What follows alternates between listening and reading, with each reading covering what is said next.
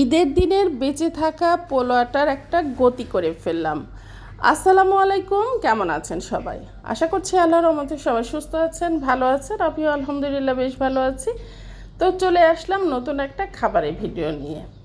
তবে আজকে অন্যরকম একটু ভিডিও, কারণ হচ্ছে যে এখানে আমি খাচ্ছি বাসি পোলাও।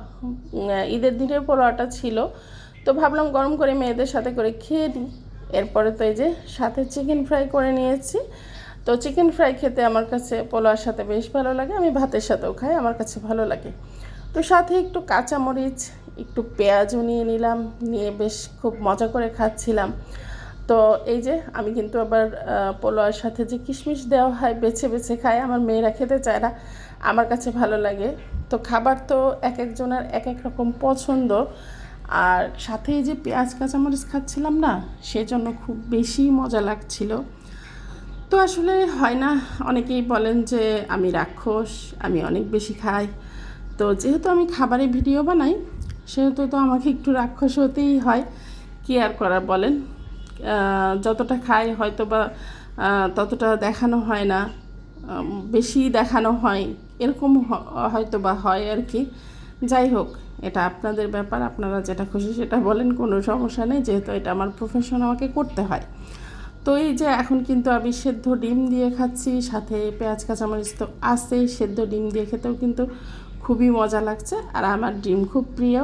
তো ডিম প্রিয় হলেও কিন্তু আমি খুবই কম খাই, যেহেতু ডিমটা আসলে সবার স্বাস্থ্যের জন্য ভালো না, আমার জন্য ভালো না, এই জন্য আমি একটু কমই খাই।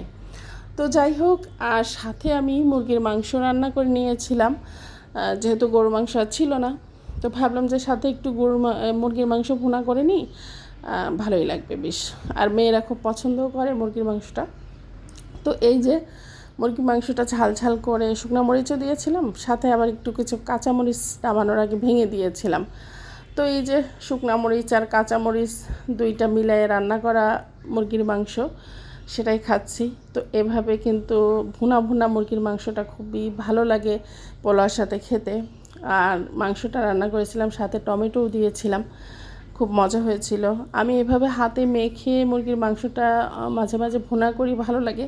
তো এক এক সময় আসলে এক একভাবে খাওয়া হয়, কখনো ভুনা, কখনো ঝোল, এভাবেই খাওয়া হয়, যখন যেটা আসলে ভালো লাগে বা পরিবারের মানুষ যখন যেটা পছন্দ করে।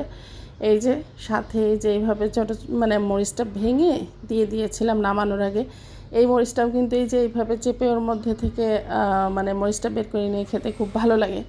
তো যাই হোক, আমি কিন্তু ঝাল খেতে খুব পছন্দ করি, তবে অতিরিক্ত খাওয়া ভালো না। আর অতিরিক্ত খাই না, যতটুকু খাই ততটুকু আসলে শরীরে সহ্য হয়, এরকমভাবেই খাই। তো যাই হোক, সবাই ভালো থাকবেন, সুস্থ থাকবেন।